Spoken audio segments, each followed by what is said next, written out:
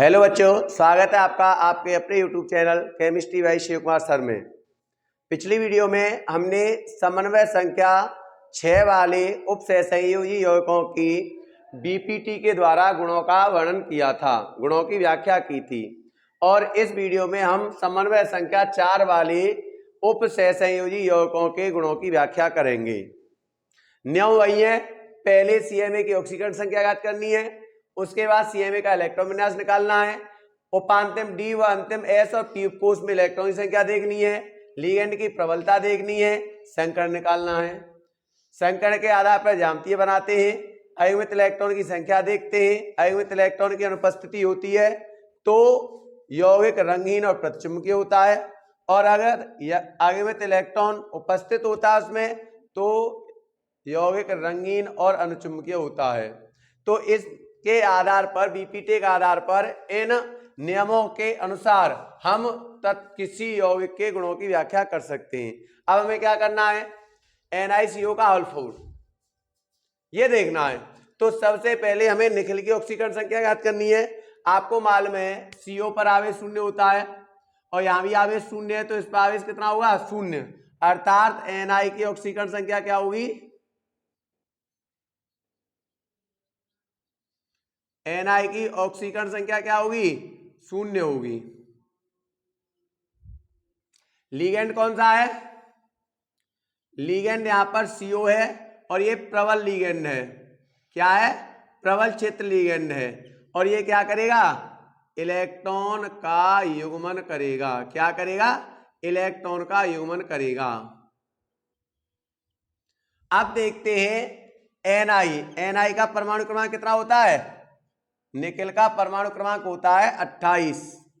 Electron विन्यास बनाओ, 1s2 2s2 2p6 3s2 3p6 4s2 और 3d8। ये इसका इलेक्ट्रॉन विन्यास हो गया। अब आपको मालूम है कि निकेल की ऑक्सीकरण संख्या 0, तो इसका इलेक्ट्रॉन विन्यास क्या रहेगा, हमें अंतिम S और D कोष देखना है। तो इसका इलेक्ट्रॉन विन्यास क्या रहेगा,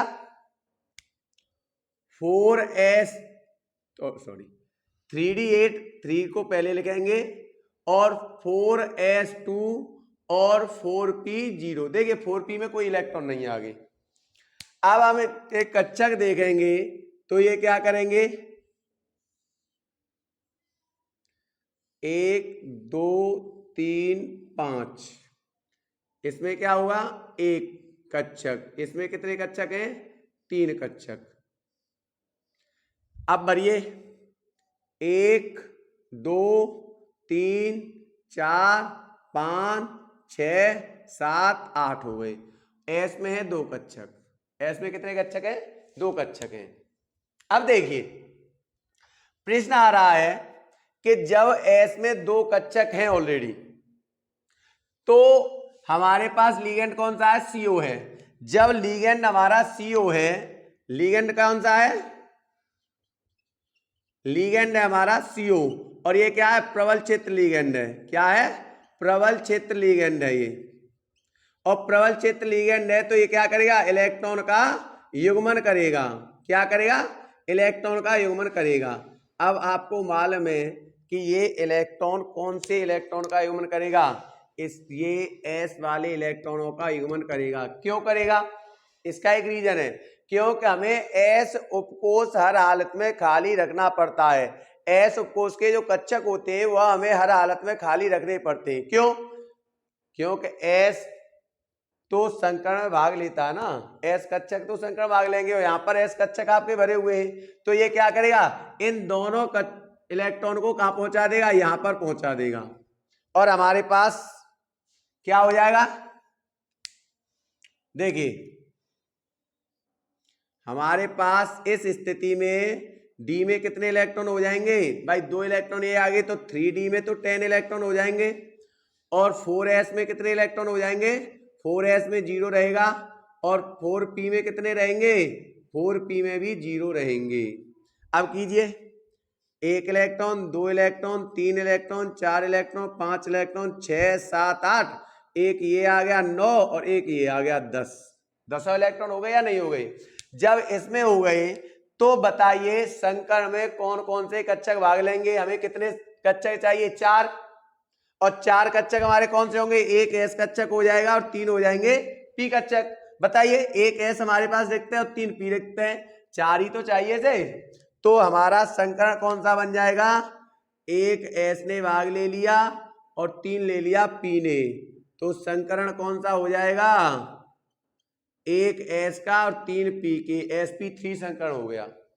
जब sp3 संकरण हो गया तो ये पांचों संकरित कक्षक कैसे हो जाएंगे? चारों संकरित कक्षक कैसे हो जाएंगे? इस तरह के चारों संकरित कक्षक हो जाएंगे समान ऊर्जा के। और यहां पर क्या होगा? sp3 sp3 sp3 sp3। और इसमें लिगेंड कौन सा है? लिगेंड आपका CO कार्बोनिल CO। अब इसमें CO अपने इलेक्ट्रॉन दे सकता है, कोई परेशानी नहीं है। इसने अपने इलेक्ट्रॉन दे दिए या नहीं दे दिए? देखिए, तो अब हमें क्या निकालना पड़ता है? लिगेंड, संकरण निकालना पड़ता है। तो संकरण हमारा कौन सा हो गया? संकरण कौन सा हो गया? sp3। तो हमारी संरचना कौन सी होगी? जब संकरण sp3 होता है तो संरचना होती है चतुष्फलकीय। कौन सी संरचना होगी? चतुष्फलकीय। और वो कैसे होती है? यहां पर एक लिगेंड, यहां पर Ca में क्या है? Ni, यहां एक लिगेंड, यहां एक लिगेंड और यहां एक लिगेंड। अब बताइए, यहां लिगेंड CO और CO। अब इनके बीच में कोण कितना होता है? 109 अंश और 28 मिनट का।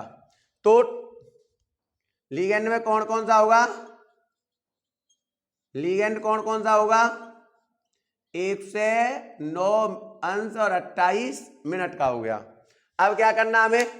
अयमित इलेक्ट्रॉनों की संख्या देखनी है। यहां पर हम पहला नंबर, दूसरा नंबर, तीसरा नंबर, अयुग्मित इलेक्ट्रॉनों की संख्या कितनी है? अयुग्मित इलेक्ट्रॉन की संख्या कितनी है? देखिए, अयुग्मित इलेक्ट्रॉन की संख्या दिख रही है हमें पर? कोई है? 0 है। देखिए, इसमें कोई अयुग्मित इलेक्ट्रॉन है? सभी युग्मित है या नहीं है? तो अब क्या होगा? अयुग्मित इलेक्ट्रॉन की संख्या अगर 0 है तो प्रकृति कैसी होगी यौगिक की? यौगिक की प्रवृत्ति या प्रकृति कैसी होगी? यौगिक की प्रकृति होगी क्या? 0 है। अगर अनुपस्थित होता है तो क्या होता है? रंगहीन होता है और प्रतिचुंबकीय होता है। तो यौगिक कैसा होगा? रंगहीन होगा। और क्या होगा? प्रतिचुंबकीय होगा। अब देखिए, हमारे पास लिगेंड कैसा है? प्रबल क्षेत्र लिगेंड है। और जब प्रबल क्षेत्र लिगेंड होता है तो यह कैसा होता है? निम्न चक्रण यौगिक होता है। तो और क्या होगा? निम्न चक्रण यौगिक होगा। निम्न चक्रण यौगिक होगा। और क्या होगा? आंतरिक, इनमें निम्न चक्रण यौगिक हो गया। अब आंतरिक जटिल यौगिक नहीं बनेगा इसमें। क्यों? कि आंतरिक जटिल यौगिक और बाह्य जटिल यौगिक डी कक्षक पर डिपेंड होते हैं, लेकिन इसमें डी कक्षक है ही नहीं, एस और पी है। इसलिए हम ये नहीं कह सकते कि यह आंतरिक जटिल यौगिक है, केवल निम्न चक्रण यौगिक कह सकते हैं। और क्या होगा? म्यू का मान, पांचवा क्या है? म्यू बराबर क्या होता है? n+2, ये वर्गमूल में। अब बताइए n कितना है? अयुग्मित इलेक्ट्रॉन की संख्या 0 है, तो म्यू बराबर क्या हो गया? 0, 2 + 0, टोटल क्या हो गया? 0। वह तो वही है। अगर यौगिक प्रतिचुंबकीय होगा तो चुंबकीय आघूर्ण 0 होगा। ये हमने इसके गुणों की व्याख्या की। अब बीपीटी के द्वारा हमने कैसे गुणों की व्याख्या की कि इसमें संरचना चतुष्फलकीय होगी, लिगेंड कोण कितना होगा? 109 अंश 28 मिनट का होगा, अयुग्मित इलेक्ट्रॉन संख्या 0, इसलिए यौगिक की प्रकृति कैसी है? रंगहीन है, प्रतिचुंबकीय है और निम्न चक्रण यौगिक है। और इसका चुंबकीय आघूर्ण कितना है? 0 है। ये सारी जानकारी हमें किसके द्वारा मिली है? बीपीटी के द्वारा मिली है। स्क्रीनशॉट ले लीजिए। ले लिया? Thank you. अब हम दूसरा यौगिक देखते हैं।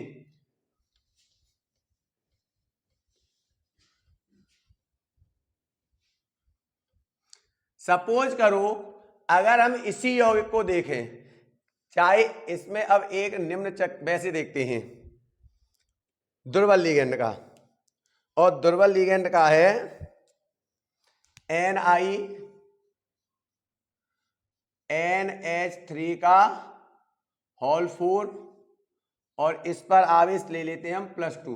कितना ले लेते हैं? +2। अब बताइए ये तो शून्य है तो ये +2 इसी पे तो आया, तो Ni की ऑक्सीकरण संख्या कितनी हुई? Ni की ऑक्सीकरण संख्या कितनी हो गई? +2। लिगेंड कौन सा है? लिगेंड है आपका NH3, और मैंने बताया था कि NH3 क्रोमियम, आयरन, कॉपर और कोबाल्ट इन 4 धातुओं के साथ प्रबल क्षेत्र लिगेंड की तरह कार्य करता है, और से सभी धातुओं के साथ दुर्बल क्षेत्र लिगेंड की तरह कार्य करेगा। अब इसमें क्या निकेल है, निकेल इन चारों में से तो नहीं है। जब इन चारों में से नहीं है तो अमोनिया कैसा होगा? दुर्बल क्षेत्र लिगेंड होगा। इस अवस्था में अमोनिया क्या है? दुर्बल क्षेत्र लिगेंड है, और जब यह दुर्बल क्षेत्र लिगेंड है तो यह इलेक्ट्रॉन का युग्मन नहीं करेगा। जब यह इलेक्ट्रॉन का युग्मन नहीं करेगा तो अब हमें क्या करना है? देखिए CMA की ऑक्सीकरण संख्या निकाल ली, अब CMA का इलेक्ट्रॉन विन्यास निकालते हैं। अब निकेल का इलेक्ट्रॉन विन्यास लें हम Ni का, तो 28 होता है, 1s2 2s2 2p6 3s2 3p6 4s2 3d8। अब बताइए इसकी ऑक्सीकरण संख्या कितनी है? +2। ऑक्सीकरण संख्या कितनी है इसकी? +2। जब इसकी +2 है तो इसने 2 इलेक्ट्रॉन दान दे दिए, 4s ने 2 इलेक्ट्रॉन दान दे दिया या नहीं दे दिए? बताइए, अंतिम कक्षा में से तो इलेक्ट्रॉन जाएंगे, तो इसका इलेक्ट्रॉन विन्यास क्या हो जाएगा? 3d8 4s0 और 4p0, यही तो होगा। अब देखें इससे कक्षा में विभाजित करें,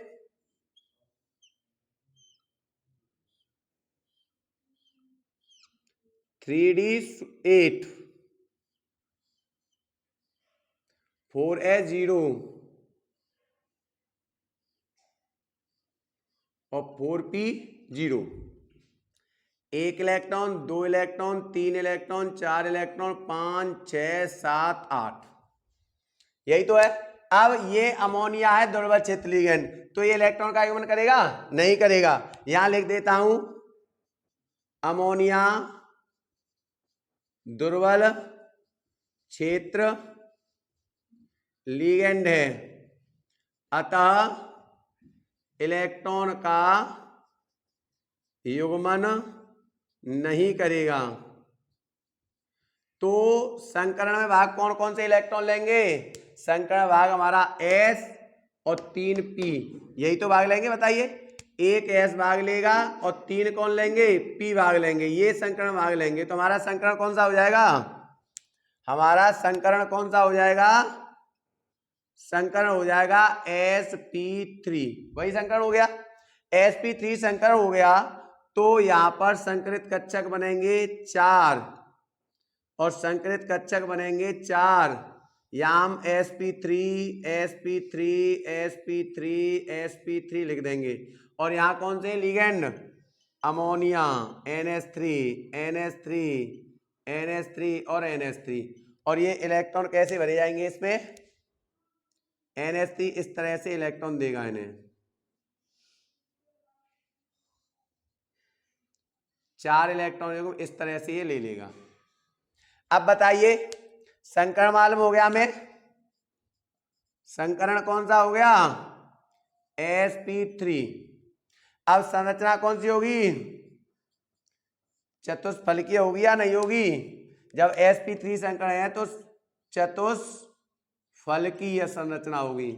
चतुष्फलकीय होगी तो यहां तो हो गया, ऊपर कौन हो गया? NH3, और यहां Ni, और यहां ये क्या हो गया? NH3 NH3 NH3। कोण कितना हो गया? ये कोण कितना है? 109 अंश 28 मिनट का। तो यहाँ पहला। दूसरा क्या हो गया, लिगेंड कोण। लिगेंड कोण कितना होगा, 109 अंश और 28 मिनट। ठीक है। अब अयुग्मित इलेक्ट्रॉनों की संख्या, अयुग्मित इलेक्ट्रॉन की संख्या, अयुग्मित इलेक्ट्रॉन की संख्या कितनी है देखिए, 1 2, 2 अयुग्मित इलेक्ट्रॉन है या नहीं है, 2 हो गई। तो यौगिक की प्रकृति कैसी हो जाएगी, यौगिक की प्रवृत्ति कैसी होगी, तो यौगिक की प्रकृति कैसी होगी, हमारे पास अयुग्मित इलेक्ट्रॉन की संख्या 2, तो अयुग्मित इलेक्ट्रॉन की अगर उपस्थिति होती है तो कैसा होता है यौगिक, रंगीन होता है। यौगिक कैसा होगा, रंगीन होगा। और क्या होगा, अनुचुंबकीय होगा। कैसा होगा, अनुचुंबकीय होगा। और क्योंकि ये हमारा कैसा है, NH3 क्या है, NH3 क्या है, दुर्बल क्षेत्र लिगेंड है। और दुर्बल क्षेत्र लिगेंड होता है तो यौगिक कैसा होगा, उच्च चक्रण यौगिक होगा। कैसा होगा, उच्च चक्रण यौगिक होगा। कैसा होगा, उच्च चक्रण यौगिक होगा। और हम अगर अगले पॉइंट में म्यू निकालना हो हमें तो क्या निकालेंगे, n+2। n कितना है, अयुग्मित इलेक्ट्रॉन की संख्या 2, तो 2 और यहां पर 2+2 क्या हो जाएगा, 2 और 2 4, 2 गुणा 4, 4 दूनी 8, √8 बोर मैग्नेटिक हो जाएगा। तो NiNH3 का होल 4 + 2n बीपीटी के द्वारा इस यौगिक के गुणों की व्याख्या की हुई, क्या हुई, इसमें संकरण sp3 है, संरचना कैसी है, चतुष्फलकीय है, लिगेंड कोण कितना है, 109 अंश 28 मिनट का है, अयुग्मित इलेक्ट्रॉन की संख्या इसमें देखिए ये 2 है। तो यौगिक की प्रकृति कैसी है, रंगीन, अनुचुंबकीय और उच्च चक्रण यौगिक होगा। बोर मैग्नेटिक हमारा कितना आ गया, √8 आ गया। अब एक वर्ग समतुल्य का उदाहरण दे देते हैं। एक वर्ग समतुल्य का उदाहरण अगर हम दें तो देखिए,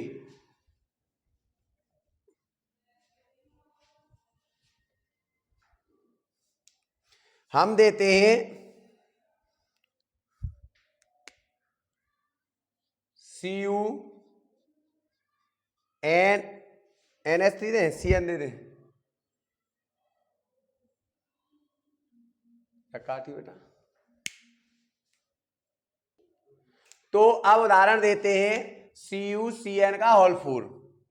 अब बताइए इसमें CMA क्या है, CMA हमारा है Cu, और इसकी ऑक्सीकरण संख्या Cn की होती है -1, तो टोटल -4 हो जाएगा। इस पर -2 बचा हुआ है तो इसके +2 हो जाएगा या नहीं हो जाएगा। तो Cu की ऑक्सीकरण संख्या कितनी होगी, Cu की ऑक्सीकरण संख्या कितनी होगी, +2। अब हमें Cu कितना होता है, 29 होता है, निकालें 1s2 2s2 2p6 3s2 3p6 4s2 नहीं 4s1 और 3d10, ये इसकी संरचना होती है। अगर हम कॉपर में इसने क्या कर दिए, 2 इलेक्ट्रॉन दे दिए दान, तो 1 इलेक्ट्रॉन तो यहां से जाएगा और 1 इलेक्ट्रॉन यहां से जाएगा। संरचना क्या बनेगी, हमारा इलेक्ट्रॉन विन्यास क्या बनेगा, ये तो सेम रहेगा ये, और हमें देखना भी क्या है, उपांतिम डी और अंतिम एस, यही तो देखना है। तो क्या हो जाएगा हमारा 3d10 4s0 और 4p0, ये हो जाएगी हमारी सर। अब बताइए हमारे कक्षक कैसे बनेंगे, 3d9, सॉरी 1 इलेक्ट्रॉन यहां से गया, 1 इलेक्ट्रॉन यहां से गया, 2 इलेक्ट्रॉन गए तो 3d9 होगा। अब देखिए अगर हम इसका इलेक्ट्रॉन विन्यास कक्षकों की संख्या देखें तो इसके कितने 5, 1 2 3 5, इसके कितने 1 और इसके कितने 3, 1 electron 2 electron 3 electron 4 electron 5 electron 6 7 8 9। अब हमारे पास लिगेंड कैसा है, हमारे पास लिगेंड है Cn, और ये क्या है, प्रबल क्षेत्र लिगेंड है। कैसा है, प्रबल क्षेत्र लिगेंड है। और जब ये प्रबल क्षेत्र लिगेंड है तो ये इलेक्ट्रॉन का युग्मन करेगा। क्या करेगा? इलेक्ट्रॉन का युग्मन करेगा। अब होता क्या बेटा कि यहां पर युग्मन करने के लिए तो कुछ है नहीं, अकेला इलेक्ट्रॉन है, तो ये इलेक्ट्रॉन है, ये डी वाला, ये यहां पर पहुंचा देगा इस इलेक्ट्रॉन को। कहां पहुंचाएगा? इस इलेक्ट्रॉन को इस पी उपकोष में पहुंचा देगा। जब पी उपकोष में इलेक्ट्रॉन पहुंच जाएगा तो क्या होगा?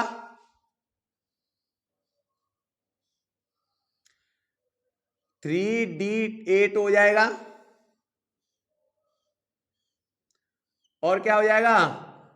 4s0 और क्या हो जाएगा? 4p1। यही तो हो जाएगा। एक इलेक्ट्रॉन यहां से यहां पहुंच गया तो पी में एक, इसमें एक कम हो गया, तो क्या होगा? 1 2 3 4 5 6 7 8, ये 8 इलेक्ट्रॉन है। ये इलेक्ट्रॉन ही तो पहुंचा, ये इलेक्ट्रॉन पहुंच गया यहां पर। अब बताइए संकरण कौन सा होगा?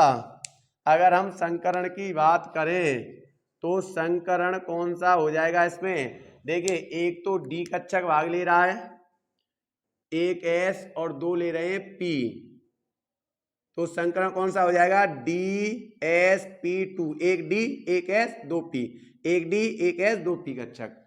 तो संकरित कक्षक कौन से होंगे? संकरित कक्षक कौन से बनेंगे बताइए? संकरित कक्षक 4 बन जाएंगे, 1 2 3 4, और कौन से बनेंगे? DsP2 संकरित बनेंगे, DsP2 DsP2 DsP2 और DsP2। और कौन है? Cn दे रहा है, लिगेंड Cn है। लिगेंड कौन है? Cn है। तो इस तरह से ये इलेक्ट्रॉन युग्म दान दे देंगे। अब बताइए वही संकरण कौन सा हो गया? DsP2। तो संरचना कैसी होगी? संरचना कैसी होगी? वर्ग समतलीय। कौन सी होगी? वर्ग समतलीय। और वर्ग समतलीय कैसी होती है? इस तरह से। यहां बीच में क्या आ जाता है? बीच में CmHCu, और यहां क्या आ जाएंगे? Cn Cn Cn और Cn, और ये संरचना इस तरह से बनती है, वर्ग समतलीय संरचना। अब अयुग्मित इलेक्ट्रॉन की संख्या देखो, तीसरा पॉइंट, अयुग्मित इलेक्ट्रॉन की संख्या। अब अयुग्मित इलेक्ट्रॉन की संख्या क्या है इसमें?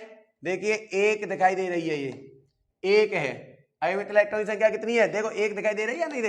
इस इलेक्ट्रॉन को इसने यहां पहुंचा दिया, लेकिन एक इलेक्ट्रॉन है तो सही अयुग्मित।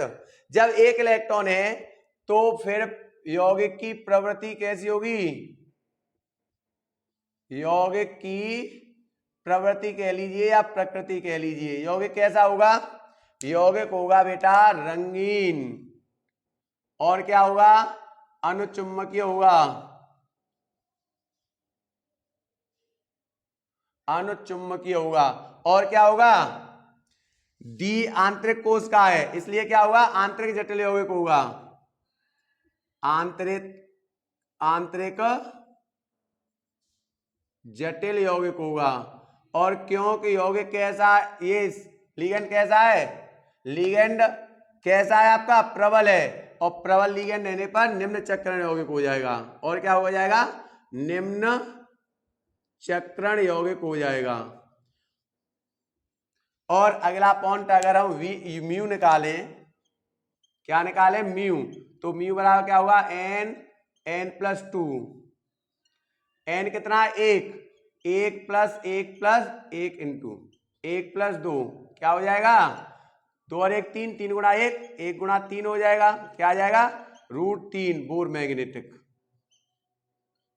क्या आ जाएगा? Bore magnetic √3। तो इसकी हमने क्या की? संरचना निकाली। हमारा संकरण कौन सा आया? DsP2 आया। DsP2 आया तो संरचना वर्ग समतलीय हो गई। अयुग्मित इलेक्ट्रॉन की संख्या 1 है, इसलिए यौगिक की प्रकृति कैसी होगी, रंगीन होगी, अनुचुंबकीय होगी, आंतरिक जटिल यौगिक होगा और निम्न चक्रण यौगिक होगा और म्यू बराबर √3 बोर मैग्नेटिक होगा। स्क्रीनशॉट ले लीजिए। देखिए अब बीपीटी की सीमा देखते हैं, बीपीटी की क्या क्या सीमा है। तो पहला, इस सिद्धांत द्वारा उपसहसंयोजक यौगिकों के स्पेक्ट्रम की व्याख्या नहीं की जा सकती है। हम बीपीटी के द्वारा जो यौगिकों के स्पेक्ट्रम होते हैं, रेखीय स्पेक्ट्रम होते हैं, सतत स्पेक्ट्रम होते हैं, इनकी व्याख्या हम नहीं कर सकते हैं। दूसरा है, इस सिद्धांत में सीएमए के कक्षकों पर तो बल दिया गया है, लेकिन लिगेंड के कक्षकों की महत्ता को स्वीकार नहीं किया गया है। अब बताइए, सीएमए में कक्षक होते हैं परंतु लिगेंड में भी तो कक्षक होते हैं। इस सिद्धांत में केवल सीएमए के कक्षकों को ही देखा गया है। सीएमए के कक्षकों के द्वारा ही हम संकरण बनाते हैं। अगर सीएमए के कौन कौन से कक्षक भाग ले रहे हैं संकरण बनाने में, उस आधार पर हम क्या करते हैं, गुणों की व्याख्या करते हैं। लेकिन लिगेंड के कक्षकों को तो हम देखते ही नहीं है। जब कक्षक तो लिगेंड में भी तो होते हैं, सीएमए के साथ साथ लिगेंड में भी होते हैं, लेकिन नहीं, हम इस सिद्धांत में केवल सीएमए के कक्षकों पर ही जोर देते हैं, लिगेंड के कक्षकों पर जोर देते ही नहीं है, उसकी महत्ता को समझ जाते ही नहीं है। अगला है, समन्वय संख्या 4 वाली धातु की संरचना चतुष्फलकीय होगी या वर्ग समतलीय, इसकी यह भविष्यवाणी नहीं करता है। जैसे अगर हम देखें कि K4FeCN का होल 6, तो इस समन्वय संख्या 6 के द्वारा चाहे हमारा संकरण D2sp3 बने या sp3D2 बने, हर हालत में संकरण चाहे कोई भी हो, संरचना कैसी बनेगी, संरचना हमारी वर्ग समतलीय ही बनेगी। संरचना कैसी बनेगी, वर्ग समतलीय ही बनेगी। परंतु क्या हम समन्वय संख्या 4 Cu और यहां लिख देते हैं NH3 का होल 4 और +2, क्या इसको देख करके हम यह निश्चित कर सकते हैं कि इसकी संरचना वर्ग समतलीय होगी या कैसी होगी, चतुष्फलकीय होगी? जैसे हम इन यौगिकों की CN समन्वय संख्या 6 वाले यौगिकों की भविष्यवाणी कर सकते हैं कि इनकी जो ज्यामिति है, इनकी जो संरचना वो अष्टफलकीय होगी, ऐसे समन्वय संख्या 4 वाले यौगिकों को देख करके हम यह भविष्यवाणी नहीं कर सकते हैं कि इनकी संरचना वर्ग समतलीय होगी या चतुष्फलकीय होगी। इन दोनों में से कौन सी होगी, जब तक हम इनमें संकरण नहीं देखेंगे। तो ये इसकी एक कमी है कि समन्वय संख्या 4 वाली धातुओं की संरचना चतुष्फलकीय होगी या वर्ग समतलीय होगी, इसकी यह भविष्यवाणी नहीं करता है। अगला है, यह इस तथ्य की भी स्पष्ट नहीं करता है कि कोई लिगेंड प्रबल या दुर्बल क्यों होता है, कोई लिगेंड प्रबल क्षेत्र या दुर्बल क्षेत्र लिगेंड क्यों होता है। चलो हम मान लिए कि दुर्बल क्षेत्र और प्रबल क्षेत्र लिगेंड की व्याख्या नहीं करता है, लेकिन ये इस बात की भी व्याख्या नहीं करता है कि प्रबल क्षेत्र लिगेंड इलेक्ट्रॉन का युग्मन क्यों कर देते हैं, दुर्बल क्षेत्र लिगेंड इलेक्ट्रॉन का युग्मन क्यों नहीं कर पाते हैं। प्रबल क्षेत्र लिगेंड इलेक्ट्रॉन का युग्मन करते हैं, मैंने अभी आपको बताया है, लेकिन दुर्बल क्षेत्र लिगेंड इलेक्ट्रॉन का युग्मन नहीं करते हैं। तो इस बात की भी यह कोई भविष्यवाणी नहीं करता है, इस बात का ये कोई तथ्य नहीं देता है, इस बात का कोई स्पष्ट प्रमाण यह नहीं देता है कि प्रबल क्षेत्र लिगेंड जो है वो इलेक्ट्रॉन का युग्मन क्यों कर देते हैं और दुर्बल क्षेत्र लिगेंड इलेक्ट्रॉन का युग्मन क्यों नहीं कर पाते हैं। तीसरा पॉइंट, यह रंगों का भी कोई स्पष्टीकरण नहीं करता है, केवल इसके द्वारा हम यह ज्ञात कर सकते हैं कि कोई जो उपसहसंयोजक यौगिक है वो रंगीन होगा या रंगीन होगा। अब रंगीन तो चलो ठीक है, कोई बात नहीं, लेकिन रंगीन होगा तो कैसा होगा, हरा होगा, गुलाबी होगा, पीला होगा, नीला होगा, काला होगा, कैसा होगा। इन रंगों की स्पष्टीकरण ये सिद्धांत बीपीटी नहीं करता है, केवल ये इतना बता सकता है कि यह यौगिक रंगहीन है और यह यौगिक रंगीन है। तो ये बीपीटी की कुछ सीमाएं हैं, स्क्रीनशॉट ले लीजिए। आशा है आपको आज की वीडियो पसंद आई होगी, और अगर आज की वीडियो आपको पसंद आई हो तो प्लीज हमारे चैनल को सब्सक्राइब करें और बेल आइकन को दबाएं, ताकि हमारे आने वाली अगली वीडियो का नोटिफिकेशन सबसे पहले आप तक पहुंच सके। थैंक यू, धन्यवाद।